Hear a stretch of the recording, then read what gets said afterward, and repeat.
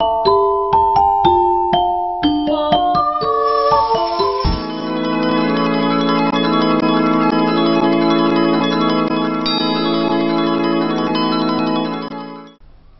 اللہ الرحمن الرحیم رب اشرح لی صدری ویسر لی امری واحلل عقدۃ من لسانی یفقہوا قولی۔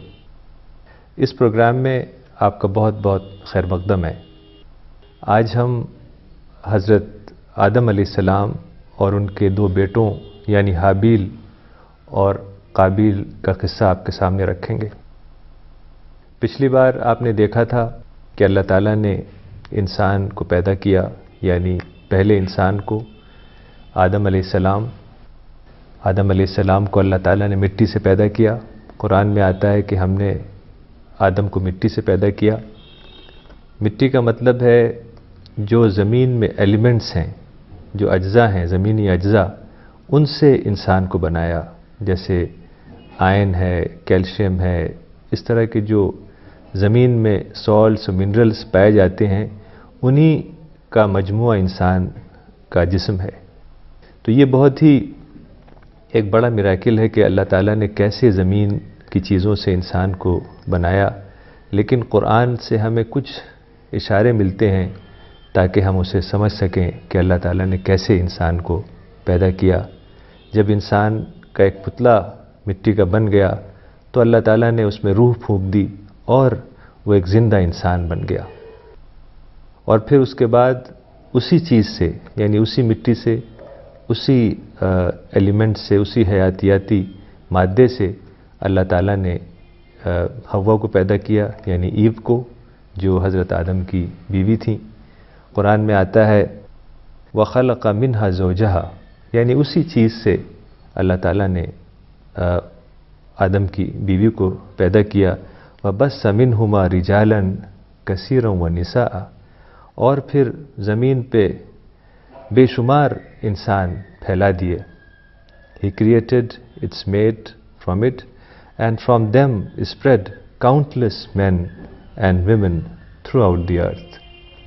تو اس طریقے سے اللہ تعالیٰ نے پہلے انسان کو پیدا کیا، اور جب آدم کی پیدائش ہوئی تو فرشتوں نے ریئیکٹ کیا، یعنی فرشتوں کو یہ سمجھ میں نہیں آیا کہ اللہ تعالیٰ نے انسان کو کیوں پیدا کیا ہے، چونکہ فرشتے یہ جانتے تھے کہ انسان ایک آزاد کریچر ہے، آزاد مخلوق ہے، اس کو خدا نے فریڈم دی ہے، اور ظاہر ہے جب کسی کو فریڈم ملے گا تو وہ فریڈم کا مس یوز کرے گا۔ تو فرشتوں کو یہ اندیشہ ہوا کہ انسان جب زمین پر جائے گا، جب زمین پہ اس کی نسل بڑھے گی، اس کی اولاد بڑھے گی اور انسان زمین میں پھیل جائیں گے، تو ضرور وہاں بلڈ شیڈ ہوگا، وار ہوگی، لڑائی ہوگا، کرپشن ہوگا، انسان خون بہائے گا، فساد برپا کرے گا۔ تو ان سب چیزوں کو سوچتے ہوئے فرشتوں نے اللہ تعالیٰ سے کہا کہ ہم آپ کی عبادت کرتے ہیں، ہم آپ کی تسبیح بیان کرتے ہیں، آپ کی پاکی بیان کرتے ہیں، آپ کی ورشپ کرتے ہیں، تو کیا ضرورت تھی کہ انسان کو آپ پیدا کریں؟ ہم کافی نہیں ہیں اس کام کے لیے؟ تو اللہ تعالیٰ نے ایک ڈیمونسٹریشن دیا۔ اللہ تعالیٰ نے کچھ نام سکھائے آدم علیہ السلام کو، اور پھر فرشتوں کے سامنے پیش کیا آدم علیہ السلام کو اور کہا کہ بتاؤ وہ نام جو میں نے آدم کو سکھائے ہیں۔ تو فرشتوں نے کہا کہ ہمیں معلوم نہیں، ہمیں تو صرف وہی معلوم ہے جو آپ نے ہمیں بتایا ہے۔ تو آدم علیہ السلام نے پھر نام بتائے، یعنی جو لوگ پوری انسانیت میں سے جو اچھے انسان تھے ان کے نام بتائے، جو پروفٹس تھے، صحابہ تھے، تابعین، تبع تابعین، محدثین، اور جو اچھے اہل ایمان تھے ان کے نام آدم علیہ السلام نے فرشتوں کو بتایا۔ تو فرشتوں کو سمجھ میں آ گیا کہ انسان جب زمین پہ جائے گا تو بہت سے ایسے لوگ ہوں گے جو اپنی فریڈم کو مس یوز کریں گے اور خون بہائیں گے، وائلنس کریں گے، کرپشن کریں گے، فساد کریں گے، لیکن اسی انسانوں کے جنگل میں کچھ ایسے بھی انسان ہوں گے جو اللہ تعالیٰ کے بتائے ہوئے راستے پہ چلیں گے اور اپنے فریڈم کا صحیح استعمال کریں گے، اپنے فریڈم کو مس یوز نہیں کریں گے، خدا کے بتائے ہوئے صراط مستقیم پہ چلیں گے۔ تو جب فرشتوں کو یہ پتہ چلا، جب انہوں نے ہیومینٹی کو ٹوٹیلٹی میں دیکھا، یعنی پورے انسانوں کو، پہلے فرشتے صرف ان کا ایک رخ دیکھ پا رہے تھے کہ وہ انسان زمین پہ جائیں گے اور فساد کریں گے، لیکن جب انہوں نے ٹوٹیلٹی میں دیکھا کہ ایسے بھی انسان پیدا ہوں گے، صحابہ اور پروفٹس اور بڑے بڑے اہل ایمان، تو انہیں اطمینان ہو گیا۔ چونکہ اللہ تعالیٰ کی جو نظر ہے وہ ان لوگوں پر نہیں ہے جو اپنی فریڈم کو مس یوز کریں گے۔ اللہ تعالیٰ ان کو چاہتا ہے، ان کو انعام دینا چاہتا ہے جو اپنی فریڈم کو پراپر یوز کریں گے اور خدا کے بتائے ہوئے راستے پر، صراط مستقیم پر چلیں گے۔ پھر اللہ تعالیٰ نے آدم کو پیش کیا فرشتوں کے سامنے اور جنات کے سامنے۔ جن اور فرشتے اس وقت موجود تھے، تو اللہ تعالیٰ نے کہا کہ تم آدم کے آگے جھک جاؤ، فرشتوں سے اور جنات سے۔ تو فرشتے جھک گئے اور ابلیس جو کہ شیطان کا لیڈر تھا وہ نہیں جھکا۔ اس نے کہا کہ میں اس سے بہتر ہوں، آدم سے میں بہتر ہوں، انا خیر منہ۔ اس نے غالباً اس کو یہ مس انڈرسٹینڈنگ تھی کہ آگ کوئی سپیریئر چیز ہے اور مٹی کوئی انفیریئر چیز ہے۔ اس نے کہا کہ مجھے آپ نے آگ سے پیدا کیا اور انسان کو مٹی سے پیدا کیا، اس لیے میں بہتر ہوں۔ تو اللہ تعالیٰ نے کہا کہ تو یہاں سے نکل جا۔ اور پھر اس وقت ابلیس یعنی شیطان کے لیڈر نے کہا کہ تو مجھے مہلت دے ڈے آف ججمنٹ تک کے لیے، اور میں تیرے بندوں کو بہکاؤں گا، ان کے لیفٹ، رائٹ، سینٹر، فرنٹ، ہر طرف سے آؤں گا، اور تو بہت کم اپنے بندوں میں سے شکر گزار بندے پائے گا۔ تو اللہ تعالیٰ نے فرمایا کہ میں تمہیں اجازت دیتا ہوں، مہلت دیتا ہوں، اور جو بھی تمہارے راستے پر چلیں گے اور تم کو اور ان سب کو میں جہنم میں ڈال دوں گا۔ تو پھر آدم علیہ السلام جنت میں رہنے لگے، ان سے وہاں کچھ غلطی ہوئی، پھر ان کے اندر احساس پیدا ہوا، ندامت کا احساس، ریپینٹنس کا احساس، تو انہوں نے دعا کی، تو اللہ تعالیٰ نے ان کی دعا قبول کی اور ان کی غلطی کو معاف کیا۔ اور پھر اللہ تعالیٰ نے انسان کو زمین پہ بسا دیا، اور زمین پر بساتے ہوئے یہ کہا کہ اب تمہارے پاس میری طرف سے پیغمبر آئیں گے، جو ہدایت وہ میری طرف سے لائیں گے، تو ان میں سے جو اس ہدایت کو، اس گائیڈنس کو پکڑے گا، اس کے اوپر چلے گا، تو وہ کامیاب ہوگا دنیا اور آخرت میں، اور جو اس گائیڈنس کو اگنور کرے گا وہ دنیا اور آخرت میں ناکام ہو جائے گا۔ تو اس طریقے سے انسان کی نسل زمین پر شروع ہوئی، پہلے انسان آدم علیہ السلام اور پہلی خاتون حوا علیہ السلام کے ذریعے۔ تو آدم اور حوا علیہ السلام کے کئی اولاد ہوئے، جن میں سے خاص طور سے 2 بیٹوں کا ذکر قرآن میں آتا ہے، جن کا نام حابیل اور قابیل تھا۔ بائبل میں انہیں ایبل اور کین کے نام سے ان کا ذکر آیا ہے۔ تو حابیل چھوٹا تھا، ایبل، اور قابیل یعنی کین بڑا تھا۔ حابیل دراصل ایک شیفرڈ تھا، یعنی وہ بھیڑ بکریاں پالتا تھا، بھیڑ بکریاں چراتا تھا، وہی اس کا کام تھا۔ اور قابیل یعنی کین جو بڑا بھائی تھا وہ کسان تھا، وہ اس کے کھیت تھے، اس کے باغ تھے، اور وہ گیہوں اور اس طرح کے جو اناج ہیں وہ پیدا کرتا تھا، وہ اگاتا تھا اپنے کھیتوں میں۔ تو اس زمانے میں یہ طریقہ تھا کہ اگر کوئی شخص یہ چاہے کہ اپنی قربانی خدا کے لیے پیش کرے، تو وہ میدان میں لا کے اپنی قربانی رکھے، جو بھی چیز قربان کرنا چاہے صدقے کے طور پہ، تو کوئی آگ آسمان سے آتی تھی اور وہ اس قربانی کو جلا دیتی تھی۔ اگر ایسا ہوتا تھا کہ آگ آ کے قربانی کو جلا دے، تو اس کا مطلب یہ ہوتا تھا کہ اللہ تعالیٰ نے وہ قربانی قبول کر لی۔ تو ایک بار حابیل اور قابیل نے یہ ارادہ کیا کہ ہم بھی کچھ صدقہ کریں، ہم بھی خدا کے راہ میں کچھ چیز قربان کریں۔ تو حابیل جو چھوٹا بھائی تھا، اس نے کچھ بھیڑ بکریاں لا کے رکھیں میدان میں، اور قابیل جو بڑا بھائی تھا اس نے کچھ اپنے اناج وغیرہ لا کے رکھے میدان میں، تو ایک آگ آئی آسمان سے اور اس نے حابیل کی قربانی کو جلا دیا اور قابیل کی قربانی ایسی ہی رہ گئی۔ تو اس کا مطلب یہ تھا کہ اللہ تعالیٰ نے حابیل کی قربانی کو قبول کر لیا۔ تو جب حابیل کی قربانی قبول ہو گئی، اس کا صدقہ قبول ہو گیا، تو اس کی تجارت میں کامیابی ہوئی اور اضافہ ہوا، اس کا کام اور بڑھ گیا، اور قابیل جو بڑا بھائی تھا اس کی تجارت میں کوئی خاص کامیابی نہیں ہوئی اور اس کا کام اور کم ہو گیا۔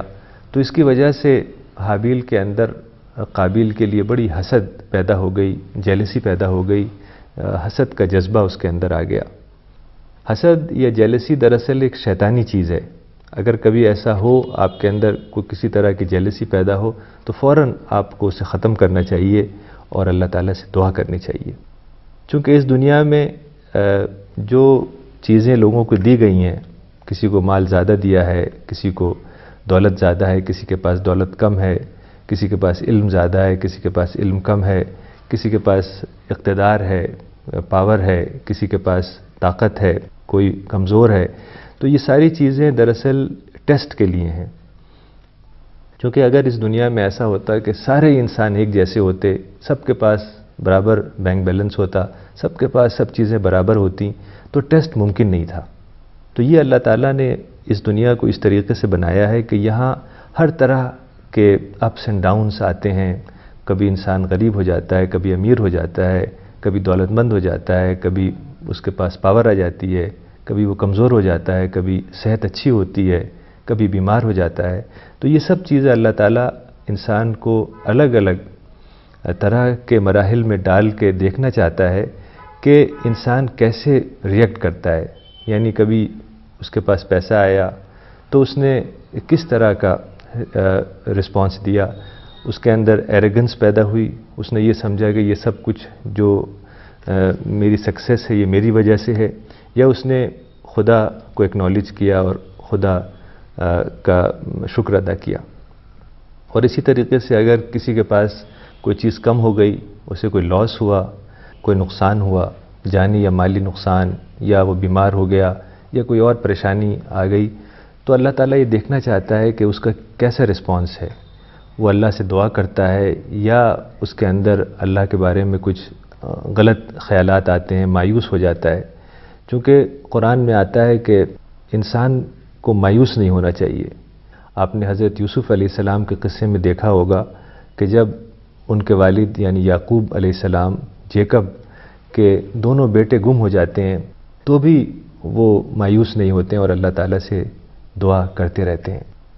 تو ہمیں قرآن سے یہ پتہ چلتا ہے کہ اگر کبھی ہمیں کوئی پریشانی کا سامنا کرنا پڑے تو اس میں مایوسی کی کوئی ضرورت نہیں ہے، بلکہ اللہ تعالیٰ سے دعا کرتے رہنا چاہیے۔ تو شیطان دراصل انسان کے اندر نیگیٹیوٹی پیدا کرتا ہے، اور نیگیٹیو احساسات جو اینگر ہے اور جلن ہے اور نفرت ہے، ہیٹ ہے، انتقام ہے، وائلنس، اس طرح کے احساسات پیدا کرتا ہے۔ تو قابیل جو بڑا بھائی تھا اس کے اندر جیلسی بھر گئی، نفرت اور ہیٹ اور انتقام اپنے بھائی کے لیے بھڑکنے لگا، تو اس نے کہا کہ میں تم کو قتل کر دوں گا۔ اپنے چھوٹے بھائی سے قابیل نے کہا کہ میں تمہیں قتل کر دوں گا۔ قال لا اقتلنک، کہ میں تمہیں قتل کر ڈالوں گا۔ تو جو حابیل تھا، جو چھوٹا بھائی تھا، اس نے کہا کہ قال انما یتقبل اللہ من المتقین، اس نے کہا کہ اللہ تعالیٰ صرف رائچیس لوگوں سے، جو نیک ہوتے ہیں، پرہیزگار ہوتے ہیں، جو پائس ہوتے ہیں، جن کے دل میں خدا کا خوف، خدا کا ڈر ہوتا ہے، ان سے قبول کرتا ہے۔ یعنی اس نے یہ کہا کہ جو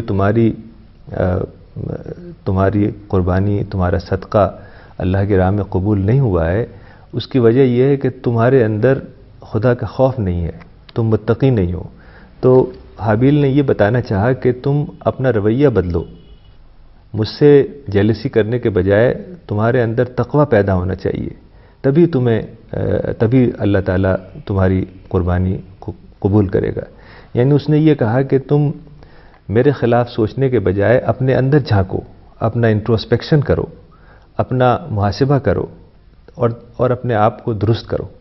لیکن چونکہ قابیل بالکل ہی غصے میں بھرا ہوا تھا تو اس کے سمجھ میں کوئی بات نہیں آئی۔ تو حابیل جو چھوٹا بھائی تھا اس نے کہا لئن بسطت الی یدک لتقتلنی ما انا بباسط یدی الیک لاقتلک۔ اس نے کہا کہ اگر تم اپنا ہاتھ بڑھاؤ گے میری طرف مجھے قتل کرنے کے لیے تو میں اپنا ہاتھ تمہاری طرف نہیں بڑھاؤں گا، یعنی میں تمہیں قتل نہیں کروں گا۔ یہ کتنی اچھی بات اس نے کہی تھی کہ اگر تم وائلنس کرنا چاہو گے تو میں اس کے جواب میں وائلنس نہیں کروں گا۔ اس نے اس کی وجہ یہ بتائی انی اخاف اللہ رب العالمین، کیونکہ میں خدا سے ڈرتا ہوں۔ چونکہ خدا جس کا ایک نام ہی پیس ہے، السلام، اس کو پیس پسند ہے۔ اللہ تعالیٰ کی اسکیم میں پیس ہے، وائلنس نہیں ہے۔ تو قابیل کو اپنے چھوٹے بھائی حابیل کی بات سمجھ میں نہیں آئی اور اس نے بہت ہی بے رحمی سے اپنے چھوٹے بھائی کا قتل کر دیا۔ تو اس طریقے سے یہ پہلا قتل زمین پر ہوا۔ تو اس واقعے پہ قرآن میں بہت ہی سخت الفاظ آئے۔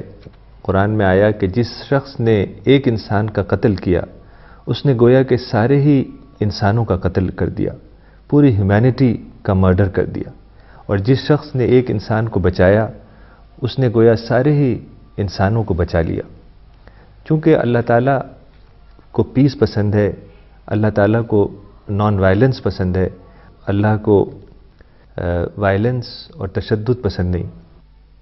پھر جب قابیل نے حابیل کا قتل کر دیا، اپنے بھائی کا قتل کر دیا، تو پھر تھوڑے دیر میں اس کا غصہ ٹھنڈا ہوا تو اس نے اپنے بھائی کی ڈیڈ باڈی کی طرف دیکھا تو اس نے سوچا کہ اب میں کیا کروں، اپنے بھائی کی ڈیڈ باڈی کا کیا کروں، اور بڑی اس کے اندر شرمندگی پیدا ہوئی۔